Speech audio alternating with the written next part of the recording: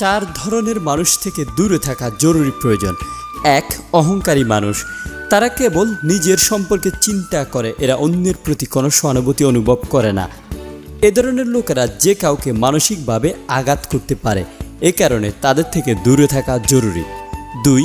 যারা ক্রমাগত এক বা একাধিক বিষয় মিথ্যা বলে, তারা আপনার বিশ্বাসের পাশাপাশি মানসিক শান্তিও ভেঙে দিতে পারে।